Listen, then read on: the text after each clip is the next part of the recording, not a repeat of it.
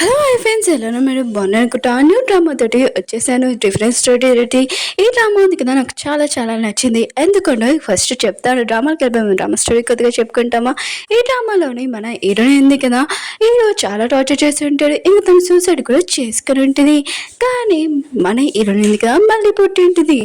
అంటే ఈ డ్రామాలోని నాకు ఎందుకు ఇంత నచ్చిందని మీ అందరూ అడగచ్చు. ఈ డ్రామాలోని మన హీరోయిన్ ఉంది కదా, హీరోయిన్ బాగా కొడుతూ ఉంటుంది.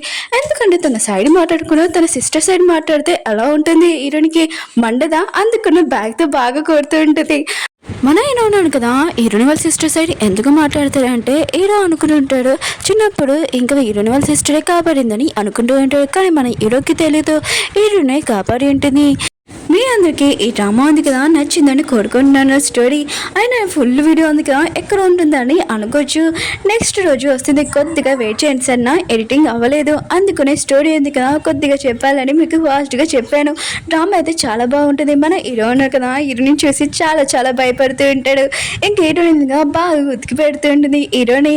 ఓకే ఫ్రెండ్స్, డ్రామా ఉంది కదా నచ్చిందని కోరుకుంటున్నాను. Okay friends, bye.